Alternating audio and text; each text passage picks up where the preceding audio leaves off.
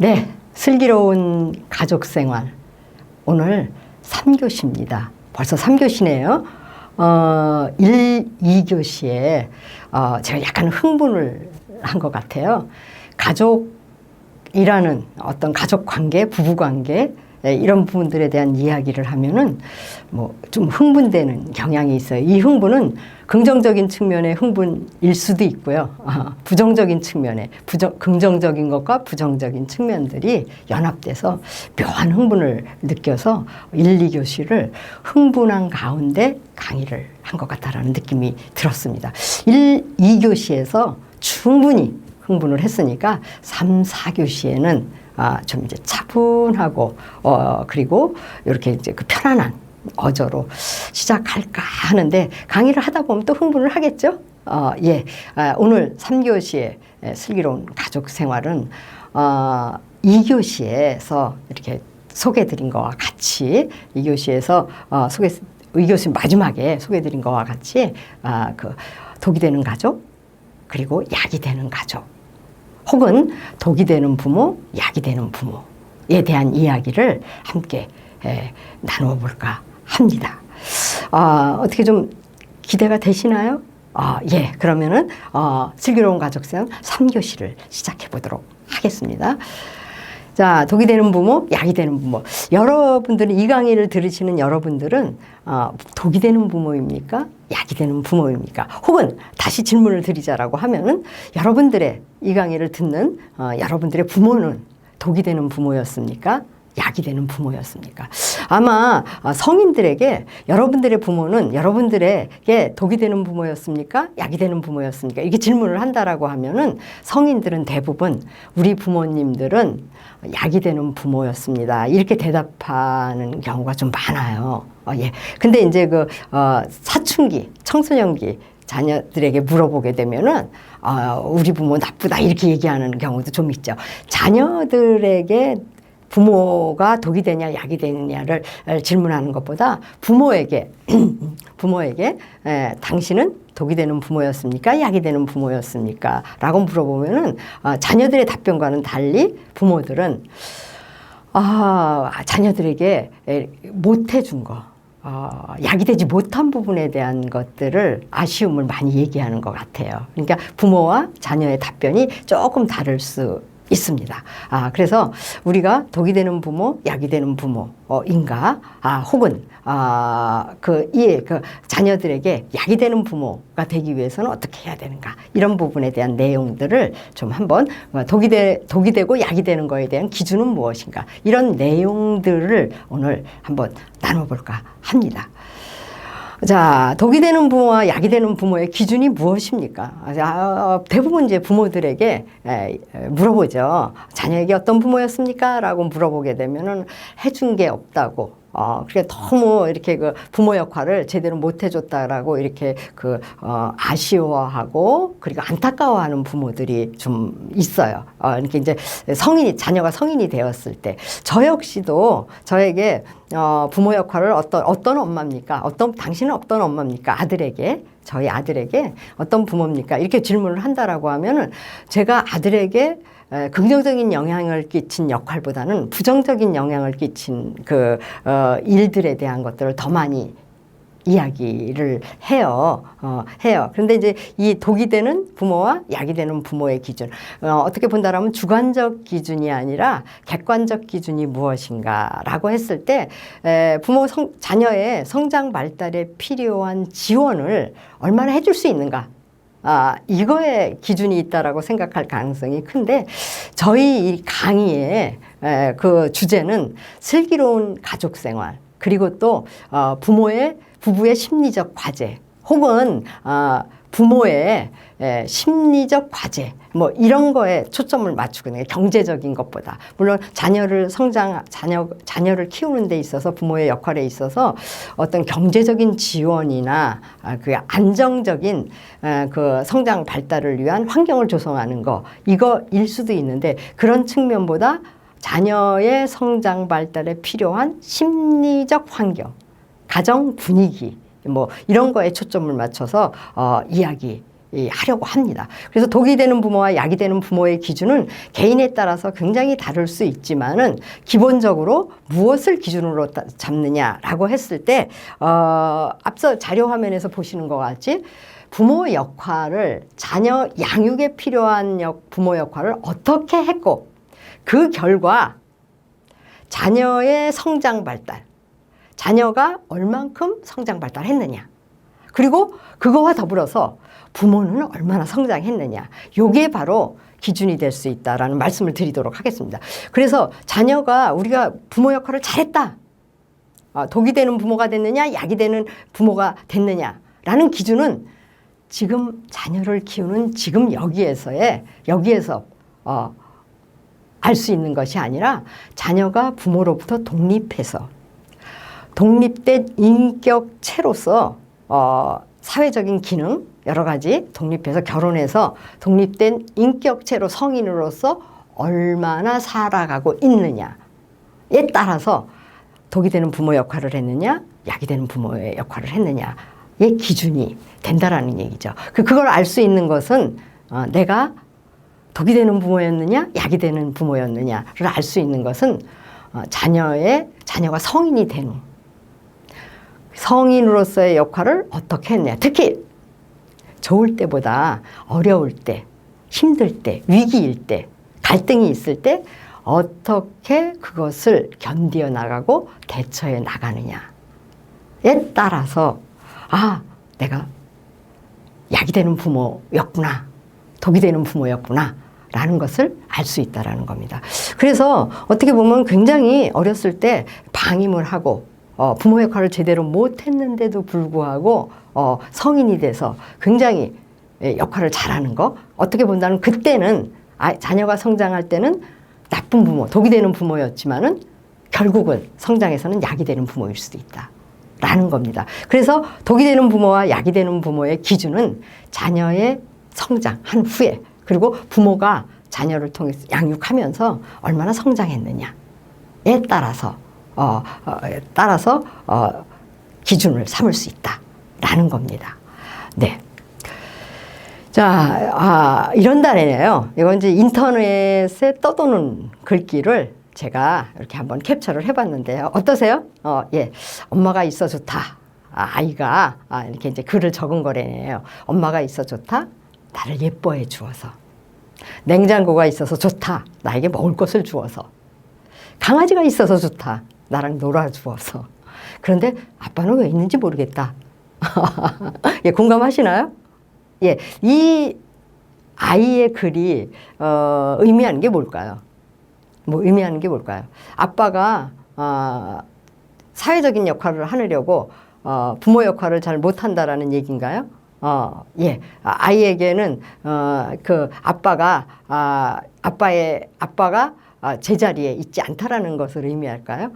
그것보다 중요한 게 뭐냐, 물론 이제 이 글을 쓴 어린아이의 어머니는 아빠가 바빠서 직장 생활이나 여러 가지 사회적 역할 때문에 바빠서 아빠의 역할을 잘 못하기 때문에 엄마가 최선을 다해서 아빠의 역할까지 같이 할 겁니다. 아이를 위해서. 그러나 아이가 원하는 것은 엄마의 역할은 엄마가, 아빠의 역할은 아빠가, 그리고 엄마와 아빠와 함께하는 부모의 역할은 함께. 이것을 원한다라는 의미이기도 합니다. 그래서 아이는 부모를 원합니다. 부모 역할. 예. 그러니까 아버지와 엄마와 아버지가 함께하는 부모를 원하지 엄마만. 그래서 대부분 보면 한부모 가족이나 이런 경우에 보게 되면은 아버지가 그러니까 그 모자 가정의 경우, 아버지가 그 부재한 경우에 엄마가 그 아버지의 역할까지 다 하려고 굉장히 노력하는 경우가 있는데, 오히려 그것이 아이의 성장 발달에는 이렇게 역효과가 나는 경우도 있습니다. 그래서 자녀는 성장하면서 부모를 원합니다. 부모를 원합니다. 자, 그래서 자녀에게 독이 되는 부모가 되는 방법은 굉장히 간단합니다. 자, 여러분들도 한번 뭐 이것보다도 더 훨씬 많은데 제가 몇 가지만 추려서 여기서 소개를 드리고 있는데요. 자녀에게 독이 되는 부모. 지금 이제 여러분들이 나는 우리 아이에게 몇 번의 독이 되는 부모가 되었는가 한번 생각해 볼 필요가 있죠. 자, 자녀들 앞에서 자주 싸운다. 예, 자주 싸운다. 예, 사실은 자주 싸울 수도 있습니다. 사실은. 예, 싸우는데 중요한 것은 이 싸우고 나서 그 이후에 어떻게 했는가가 더 중요하다라고 이야기는 해요. 근데 어찌됐든지 자녀들 앞에서 자주 싸운다라는 것은 무엇을 의미하냐면 부모가 감정의 컨트롤을 잘 못한다는 것을 의미할 수도 있겠죠. 그죠? 예. 그래서 자녀들 앞에서 자주 싸운다. 그리고 자녀가 나쁜 말을 하면은 웃어 넘긴다. 왜냐하면은 아이들이 뭐 욕을 배운다거나 아니면은 해서는 안 되는 말들을 학교나 그 밖에 뭐 유치원 이런 곳에서 배우고 이렇게 얘기를 하게 되면은 그것을 이제 그냥 웃어 넘기거나 아니면은 모르는 척 하거나 이런 경우가 좀 있어요. 예, 이런 경우 독이 되는 거죠. 그죠? 잘못된 행동을 나무라지 않고 그냥 둔다. 예. TV나 핸드폰, 컴퓨터 등을 마음대로 보게 한다. 예. 왜? 근데 보통 보면 자녀가 나쁜 말을 하면 웃어 넘긴다. 자녀가 잘못된 행동을 나무라지 않고 그냥 둔다. 그리고 TV나 핸드폰, 컴퓨터 등을 마음대로 보게 한다. 요 세 가지를 하는 부모들에게 왜 그럽니까? 라고 이렇게 질문을 하면은 하는 얘기가 공통적이에요. 아이가 원하는 것을 하게 하는 게 좋아서, 중요해서. 아이가 그 원하는 걸 못하게 하면은 아이가 기가 꺾일까봐 이런 얘기를 해요. 아이를 나무라게 되면은 아이에게 자기가 원하는 것을 못하게 하면은 아이가 스트레스 받을까봐. 그래서 이제 아이를 위해서 그냥 둔다라고 얘기를 하거든요. 이것은 굉장한 독이 됩니다. 그리고 정돈하지 않은 이불, 신발, 옷 등을 정리해 준다. 그리고 돈을 달라고 하면 달라는 대로 다 준다. 자녀가 갖고 싶은 거 하고 싶은 거를 무엇인지 다 해준다. 자, 지금 TV나 핸드폰, 컴퓨터를 마음대로 보게 한다. 그 밑에 있는 네 가지의 항목은 대부분 보면 과잉보호. 예, 과잉 반응하는 그런 부모들의 특성입니다. 어떤 학자들은 그렇게 얘기합니다. 과잉보호는 자녀를 과잉보호하는 것은 방임하는 것보다 오히려 더 독이 된다라는 이야기를 합니다. 예, 그래서 지금 독이 되는 방법은 아이들에게 결국 이런 것은 무엇을 의미하냐면 제대로 된 한계, 생활에 대한 한계를 정해주지 못하고 일정한 규칙에 의한 한계를 정해주지 못하고 그리고 자녀를 훈육을 제대로 못하는 부모는 자녀에게 독이 된다라는 의미가 되는 거죠. 훈육을 못하는 부모들이 의외로 많아요. 제대로 된 훈육, 처벌이 아니라 훈육입니다. 그래서 약이 되는 부모가 되려고 하면 어떻게 해야 될까라는 거. 지금 이 중에서 가장 자녀에게 독이 되는 것은 또 뭘까요? 예? 뭐라고요? 네. 여러 가지 얘기를 하시는 것 같아요. 제 귀에 들려오는 것 같기도 한데 여러 가지지만은 저에게 여러분들이 이 중에서 가장 독이 되는 것은 무엇입니까? 라고 말씀을 하신다라고 하면 저는 자녀들 앞에서 자주 싸운다. 첫 번째 항목이라고 생각을 합니다. 이 첫 번째 항목은 아이들에게 심리적인 상처가 돼서 우리가 보통 이런 얘기 많이 해요. 아동기 외상, 아동기 상처 이렇게 얘기하는데 이 상처가 돼서 그 성인이 돼서도 아주 장기간 동안 이것으로 인한 영향을 받게 되는 경우가 많습니다. 물론 자주 싸우는 것뿐만이 아니라 자주 싸우면서 이 싸운다라는 것에 여러 가지 폭력도 있기도 하고요. 예, 그리고 여러 가지 이제 그 방법도 있기도 하죠. 예, 자주 싸우시는 분들은 왜 자주 싸울까요? 라고 이제 질문을 하면 요것은 이제 뭐 여러 가지 요인이 있겠죠. 요건 다음 강의에서 이번 슬기로운 가족 생활이 아니라 슬기로운 뭐 부부 싸움 뭐 이런 것들 편을 만들어서 한번 구체적으로 얘기를 해보도록 하면 좋을 것 같네요. 예, 저는 이제 자녀들 앞에서 자주 싸우는 것이 굉장히 독이 된다라고 생각을 합니다. 이 중에서 나머지 부분에 대한 것들은 사실 훈육 방법을 제대로 부모가 이렇게 배워서 아이들에게 하게 되면은 변화될 수 있는 부분이긴 하지만 자녀들 앞에서 자주 싸워서 자녀들이 상처받는 거는 그 후유증 영향이 비교적 부정적인 영향이 장기간 간다라는 겁니다. 그래서 독이 되는 부모가 되는 방법 그리고 여태까지 지금까지 여러분들의 자녀에게 여러분들은 얼마나 약이 되는 부모였나 독이 되는 부모였나 한번 생각해 볼 필요가 있습니다. 자, 그래서 아까 부부가 자주 싸운다라고 했을 때 부부 갈등에 대한 자녀 발달에 대한 반응이 있잖아요. 그래서 지금 자녀가 2살이나 5살 때 부부가 자주 싸우면은 어떤 아이가 생각을 가지느냐. 그리고 행동은 어떻게 나타나느냐. 그 7살, 8살인 자녀들은 그러니까 부모의 갈등에 대한 특성 뭐냐. 그리고 어떤 행동을 보이냐.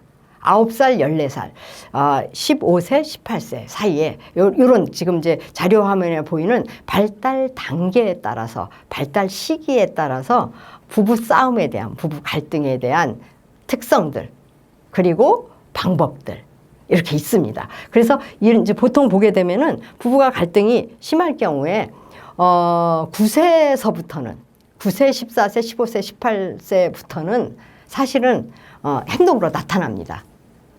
행동으로 나타나서 부부 갈등이 그 다음에 어떻게 되냐면 자녀 문제로 변화가 돼서 부모 자녀 관계에 문제가 생기고 자녀가 학교에서나 여러 가지 이제 문제 행동, 부적응 행동을 하기 때문에 부부가 이중으로 부부 갈등으로 인한 고통, 그 다음에 자녀 문제로 인한 고통, 이중의 고통을 겪어야 되는 그런 이제 그렇게 됩니다. 근데 두 살에서 8살 까지 그 앞에서 보이는 특성에서 보이는 여기서 보이는 요 2가지에서는 아이들이 겉으로 행동으로 나타나지는 않습니다. 행동으로 나타나지는 않게 되는데 이제 그래서 행동으로 나타나지 않아서 문제가 없다라고 생각할 가능성도 있습니다.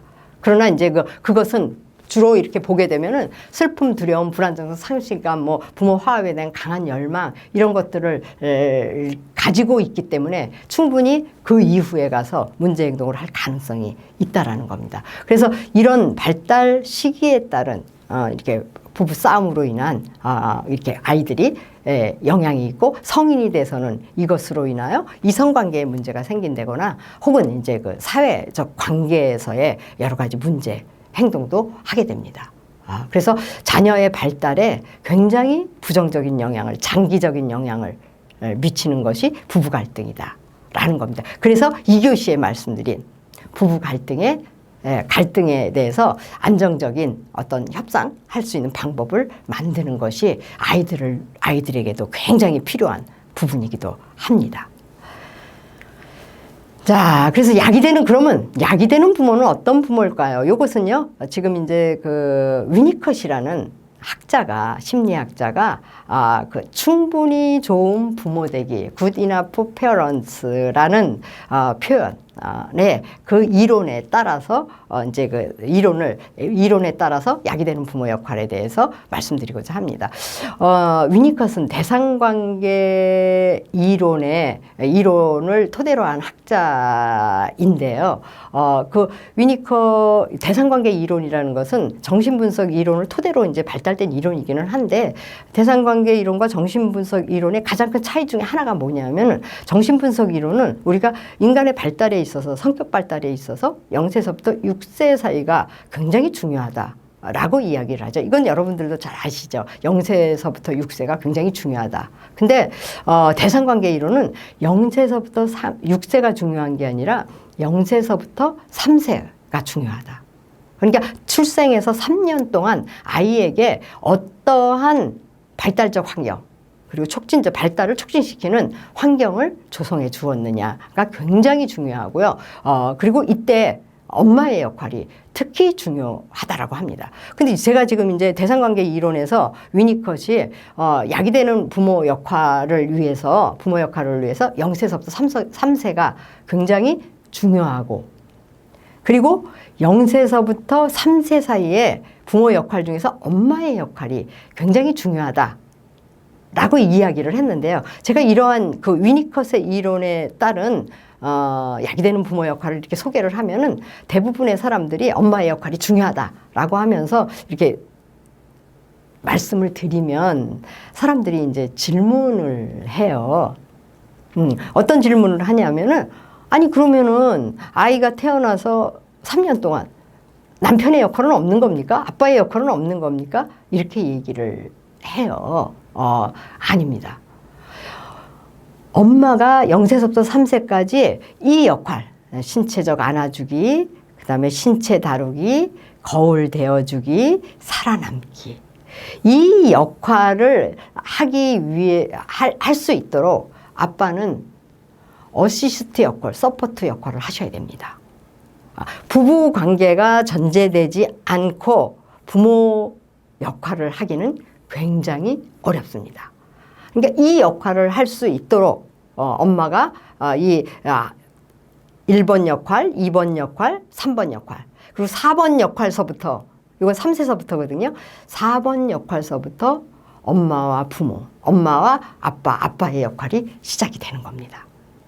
예, 그래서 이 역할을 할 수 있도록 신체적 안아주기, 신체 다루기, 거울 대어주기, 요것을 위해서 아빠의 역할이 엄마를 어시스트하는, 서포트하는 역할을 해야 되고요. 그리고 마지막에 3세, 0세에서 3세 사이에서 살아남기 역할 할 때 어시스트하면서 아빠는 여기서부터 아빠의 역할이 이제 중요해져서 아빠가 필요하게 되는 겁니다. 그래서 이 역할이 무엇인가, 이거 굉장히 이제 그 대상관계 이론이 정교한 이론이어서 전문적으로 공부를 해야지 이걸 이제 이해를 할 수 있는데, 사실 오늘 이제 약이 되는 부모 역할을 어떤 관점에서 말씀을 드리려고 하냐 하면은, 성인이 된 사람이, 제가 이제 약이 되는 부모 역할을 잘했느냐 못했느냐에 대한 것들은 자녀가 성인이 되어서 어떻게 기능하느냐에 따라서 그 기준을 우리가 이제 부모 역할에 대한 평가를 할 수 있다라고 말씀을 드렸는데요. 성인들의 지금 우리들이죠. 성인이 돼서 살아가면서, 내가 3세 이전에 우리 엄마나 부모가 이런 역할을 하지 못해서 이렇게 됐구나 라는 것들을 토대로 해서 이 역할에 대한 소개를 좀 드리고자 합니다. 그리고 지금 여러분들의 자녀들이 어떠한 행동 특성을 보인다라고 하면은, 한번 여러분들이 아이가 어렸을 때 0세부터 3세, 0세부터 6세 사이에 어떤 역할을 했는가 를 생각을 해 보시고요. 그리고 그 역할을 충분히 하지 못해서 아이의 문제, 부적응 행동과 관련이 있다라고 한다라면, 그 부분은 지금이라도 도움을 받으셔서 그 역할에 대한 부분들을 아이가 성장할 수 있도록 도움을 받으시면 된다는 말씀을 드리고 싶습니다. 자, 그래서 먼저 홀딩, 안아주기 역할 어떻게 해야 되냐. 안아주기 역할은 주로 이제 스킨십을 통해서 역할을 해야 된다는 거죠. 그래서 스킨십이라는 것이 0세에서 인간은 태어나면은 뭘로 의사소통을 하냐 하면은 오감과 감각으로 이렇게 의사소통을 하죠. 그래서 이렇게 피부 감각을 통해서 어떤 안정감을 받기도 하는데요. 이게 이제 이 홀딩을 통해서, 엄마의 태어나서 스킨십을 통해서, 그리고 감각을 통해서 시각, 촉각, 혹은 이제 청각, 이런 감각을 통해서 내가 보호받고 있다라는 느낌, 사랑받고 있다라는 느낌, 이것을 주는 게 굉장히 중요하다라는 겁니다. 그래서 이런 것은 지금 이제 건강한 발달을 위해서 가장 중요한 거, 초기 태어나서 건강한 발달의 핵심 요인이고요. 근데 어떤 부모님들은 이런 질문을 하시기도 해요. 저는 아이를 이렇게 따뜻하게 안아주는 거와 관련된 것들을 잘 못하겠다라는 분이 있어요. 그런 경우에는 부모가 촉각이 발달되지 않아서 그런 측면도 있습니다.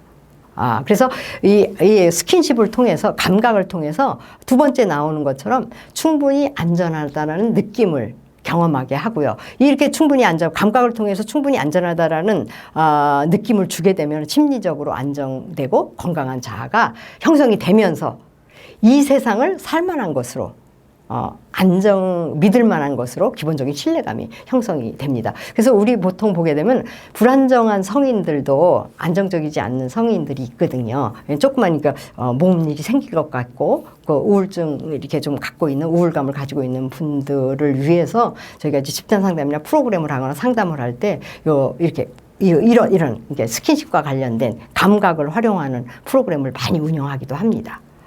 그래서 심리적 안정을 갖게 하는, 느낌을 갖게 하는 게 필요합니다.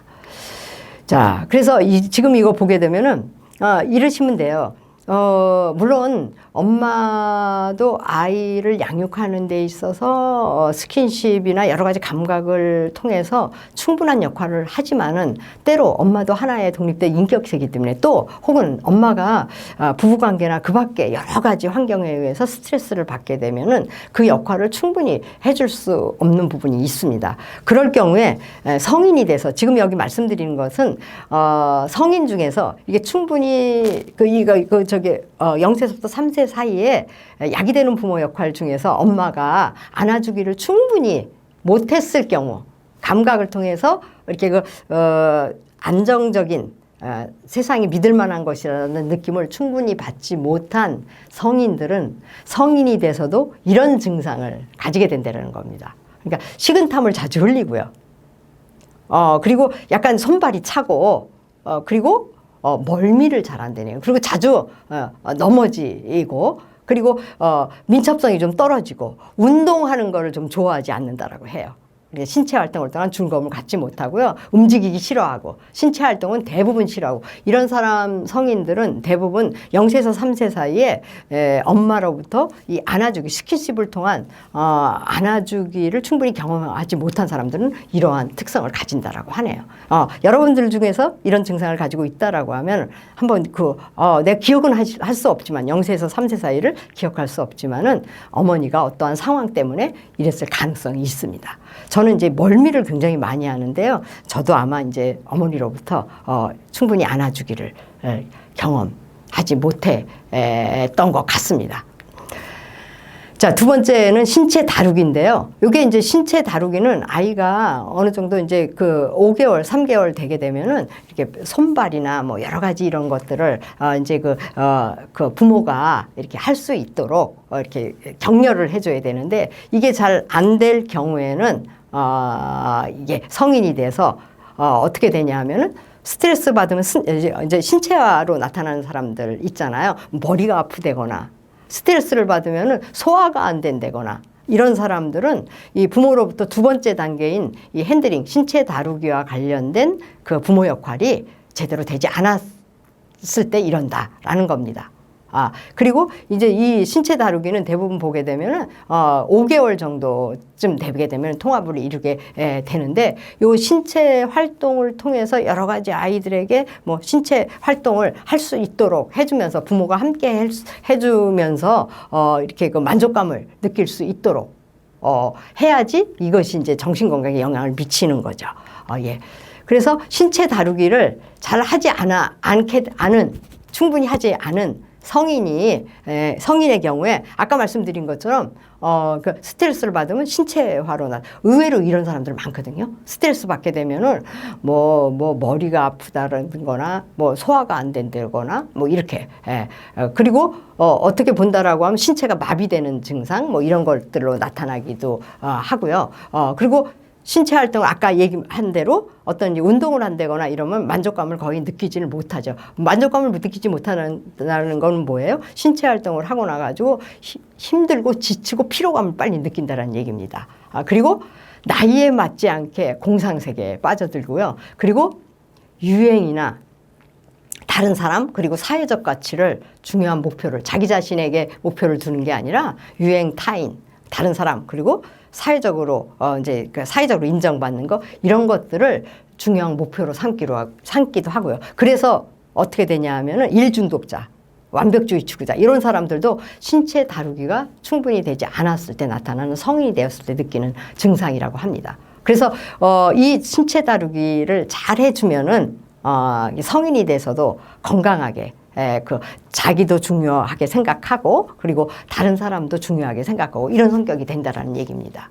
그래서 유행에 지나치게 민감한 사람들도 사실은 신체 다루기를 충분히 못해서 생기는 증상인 겁니다. 그래서 지금 성인이 되었을 때 증상을 가지고 독이 되었느냐 약이 되었느냐 라는 것들을 지금 말씀을 드리고 있습니다. 만약에 이런 특성을 가지고 있다라고 하면은 0세부터 3세 사이에 두 번째 신체 다루기가 잘 되지 않아서 이런 경우에는 주로 이제 신체 다루기가 잘 되지 않는 경우에는 부모가 아이를 양육하면서 그냥 이제 그냥 두는 경우, 방임한 경우에 이런 특성을 보이는 경우가 좀 있습니다. 자, 세 번째 단계인 거울 대어주기, 미러링입니다. 이것은 뭐냐면 아이를 이렇게 바라보면서 엄마가 아이고 그래서 똑같이 아이와 똑같이 아이가 웃으면 아이고 웃었구나 아이고 그랬어 뭐 소리를 내면 아이고 무슨 소리 이런 반응해 주는 거거든요. 이게 반응해 주는 역할을 해야 되는데 소리 지르거나 아이가 옹알이를 하거나 어떤 눈 깜빡거리면은 아이와 똑같이 눈을 3번 깜빡거려 준다든지 이런 반응을 해 주는 것이 미러링이거든요. 근데 이런 것들이 이런 역할을 해줘야 되는데 이게 0세에서부터 초기입니다. 거의 거울 보여주기를 하면서 이거를 통해서 아이가 내가 살아있구나. 모든 표현이 내가 하는 모든 것들은 오케이구나. I am okay. 누굴 통해서? 보여주는 사람을 통해서 나는 괜찮은 사람이구나 라는 느낌을 갖게 되는 거거든요. 이 역할을 해줘야 되는데 이제 지금 보죠. 엄마의 얼굴을 볼 때 아기는 무엇을 볼까요? 그러니까 엄마가 우리 아이가 웃었을 때 우리 아기가 웃었어요. 어이구 세상에. 그게 아이가 똥을 누면은 와 예쁜 똥이네 황금 똥이네 이런 반응들. 를 하게 되면 엄마의 반응을 통해서 아이가 난 참 대단한 사람이구나. 나 살아있구나. 라는 참자기가 형성이 된다라고 해요. 근데 아이의 그런 거에 대해서 무관심하거나 무반응을 하면 아이가 옹알옹알 이렇게 하게 되면은 엄마가 아유 빨리 재우고 집안일 해야 되는데 아유 이게 사는 게 뭔지 모르겠네. 아유 왜 너는 안 자니? 이렇게. 이렇게 반응을 하게 되면은 아이가 나는 나일까?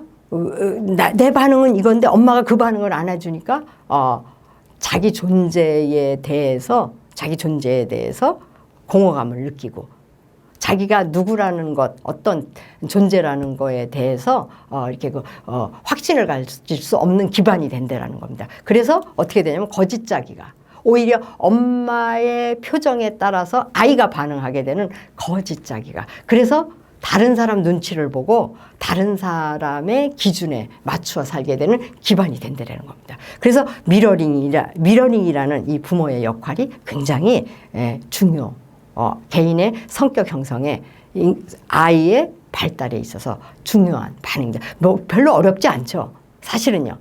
우리가 일반적으로 해주는 것인데 이것이 대단하다고 생각하지 않거든요. 근데 이런 부분들이 지금 아이의 성장 발달에 굉장히 중요한, 그러니까 경제적인 측면보다 아이가 원하는 거 해주는 거, 학원 보내는 거, 이런 것보다 더 중요한 것이 아이의 성격의 기반, 아이의 자아의 기반이 되는 역할을 하는 것이. 이거 돈 드는 거 아니잖아요. 엄마가 이런 역할 하는데.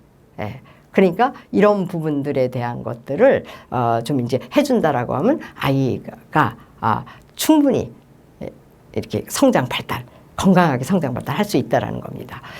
그래서 부모가 거울이 되어주지, 이런 거울, 미러링의 역할을 충분히 안 해줬을 때, 충분히 받아보지 못한 그 성장한 성인의 특성이 뭐냐면은, 자기애적 장애가 나타난다.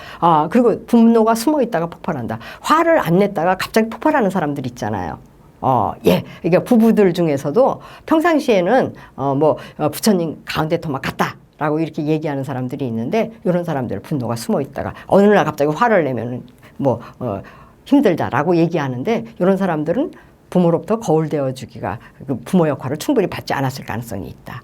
자기에 대한 확신이 없다. 그러니까 이게 어떻게 돼요? 자꾸만 사람들에게 자기 자신은 불안하고요. 다른 사람에게 이것저것 물어보는 경우가 있고, 선택하는 데 있어서 장애가 되는 경우도 있고요. 그리고 어떤 이제 종교적인 그 측면 이런 것들에 자꾸만 이렇게 이제 집착 몰두할 수도 있습니다. 그리고 공허감과 회의감을 자주 느낍니다. 뭔가 하지 않으면은, 일을 하지 않으면은 불안하고. 그리고 때로는 지나친 과대적 자기감을 가지고 있다. 그러니까 자기가 지나치게 대단한 사람인 것처럼 그런 것 때문에 이제 부부관계가 조금 어려워질 수도 있습니다. 이런 경우에는 부모가 0세부터 3세 사이에 거울되어주기의 역할을 충분히 하지 않았을 경우 나타나는 성인의 증상입니다. 자, 마지막으로 이제 서바이벌. 요건 이제 아이가 2살, 2살 반, 3살 정도 되면 공격성이 생기게 되죠. 이때는 싫어, 안 해 이러면서 부모 역할이 조금, 엄마의 역할이 힘들어지기 시작합니다. 이 안 해, 싫어라고 이렇게 하면서 아이가 이렇게 공격성을 표시할 때는 이거는 발달하고 있는 증거다라고 이렇게 생각하시면 될 것 같고요. 이때 공격성을 어떻게 다루어 주느냐. 공격성에서, 아이의 공격성에서 부모가 어떻게 살아남느냐에 따라서 서바이벌, 살아남는 거거든요. 살아남느냐에 따라서 아이가 이 공격성이 결국은 정당한 자기주장, 건강한 분노의 표현, 그리고 타인에 의해서 압도되지 않고 주도적으로 살아갈 수 있게 하는 힘이 되는 겁니다. 그래서 모든 부모들이 이렇게 상담을 하게 되면요, 부모 상담을 하게 되면은 우리 아이에 대한 어떤 소망이 아이가 아주 당당하게 살아갔으면 좋겠다라고 이야기를 하는데, 이 당당하게의 자원이 바로 여기 공격성입니다. 공격성의 긍정적인 측면이, 공격성이 발달이 될 수 있도록 해야지, 공격성을 건강하게 발달할 수 있도록 해야지, 공격성이 발달되면 폭력이 되는 겁니다. 예. 자, 그래서 공격성을 잃어버리게 되면 어떻게 되냐면, 착한 사람, 지나치게 착하고 싸울 줄 모르고, 그리고 자기 주장을 못하고 다른 사람 비유를 맞추고, 이런 사람들도 굉장히 힘들어하고, 갈등, 평화주의자라고 하는데, 갈등이 생기면 가슴이 두근두근 뛰어가지고 얼른 상대방의 비율을 맞추는, 이런 경우도 어린 시절에 4번째 단계인 살아남기에서 충분한 부모 역할을 하지 못했기, 부모 역할을 통해서 그 공격성을 발달시키지 못했기 때문에 그런 것이다 라는 겁니다. 그래서 이때 공격성이 통합이 되려면요, 발달이 되려면은 부모 역할이 필요한 겁니다. 여기서 보시는 바와 같이 엄마는 아이와 동일시가 되어 있기 때문에 아이의 공격성을 버텨내기 약합니다. 그래서 안 돼라는 말을 하지 못합니다. 결국 아이와 힘겨루기라고 싸우다가 아이에게 지게 되는 겁니다. 아이가 원하는 거, 아이의 공격성을 충족시켜 주게 된다는 겁니다. 그래서 이때 훈육이 필요하게 되는데요. 훈육을 할 때는 반드시 부모가 같이 해야 됩니다. 근데 보통 보게 되면 훈육이 필요할 때 말이죠. 훈육이 필요한 시기가 2살, 3살 정도인데요. 요 2살, 3살쯤 되면은, 부부 관계도, 남편도, 그리고 아내도 서로 지치게 돼서 함께 그 공격성을 버텨내는, 이렇게 합심해서 버텨내는 경우는, 조금 힘들 수도 있습니다.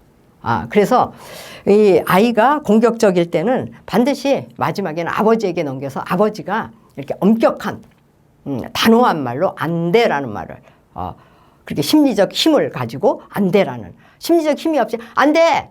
안 된다고! 이렇게 짜증스럽게 얘기를 하게 되면 빗나가게 된다는 겁니다. 그래서 아버지의 심리적인 힘을 키우셔야 될 필요가 있습니다. 그래서 엄마와 아빠가 함께 해야지 아이의 공격성을 버텨낼 수 있다라는 겁니다. 이것을 못했을 경우에는 아이의 공격성이 내부에 억압되거나 아니면 외부로 공격성을 아이가 공격적으로 표현을 하거나 공격성이 발달되거나 혹은 공격성을 자기 안으로 해서 지나치게 착하거나 그렇게 되는 결과가 나타나게 된다는 겁니다. 자, 이것은요 부모 역할에 대한 시예요. 정세훈님의 차가운 사랑인데 부모 역할, 우리가 독이 되는 부모 역할이 무엇이냐라고 했을 때 아이의 욕구를, 아이의 기를 살리는 게 독이 되는 부모 역할이 아니라는 겁니다. 지금 독이 되는 부모 역할을 한다라고 해도 아이가 성인이 돼서 약이 되는 부모가, 그 독이 약이 되도록 하는 것이 부모 역할입니다. 예, 정세훈님의 차가운 사랑 한번 읽어보도록 하겠습니다. 차가운 사랑이 먼 숲을 뜨겁게 달굽니다. 어린 어미곰이 애지중지 침을 발라 기르던 새끼를 데리고 산딸기가 있는 먼 숲에 왔습니다. 어린 새끼 산딸기를 따먹으려고 어미를 잊었습니다. 그 틈을 따 어미곰 몰래 새끼 곁을 떠납니다. 어미가 떠난 곳에 새끼 혼자 살아갈 수 있는 길이 놓였습니다.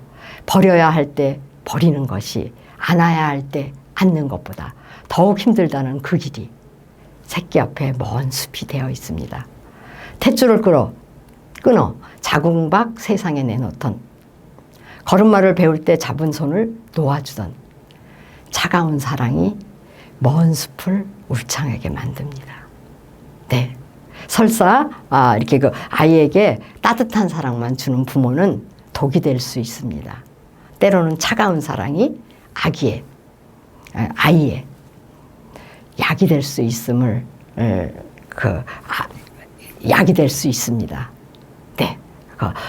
지금 어떤 부모가, 내가 아이에게 어떤 부모인지 생각해 보시고 약이 되는 부모 역할을 위해서 최선을, 설사 나쁜 부모라고 하더라도 약이 될 수 있음 기억하시면 될 것 같습니다.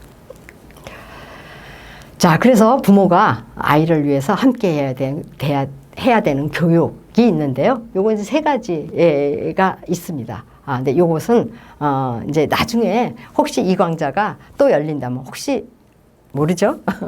여러분들이 이 교육 필요해, 이 교육 필요해요 라고 하면은 이렇게 부모가 함께 해야만 하는 교육, 간단하지는 않거든요. 이런 교육 강좌가 또 열릴지, 네, 이런 교육이 함께 해야 된다라는 거, 부모가 함께 해야 되는 것이 무엇인가를 아는 것도 굉장히 중요하거든요. 그래서 이렇게 이런 교육을 부모가 함께 해야 되는 것이 무엇인가 알고 함께 한다라고 하면은 약이 되는 부모가 될 수 있겠죠.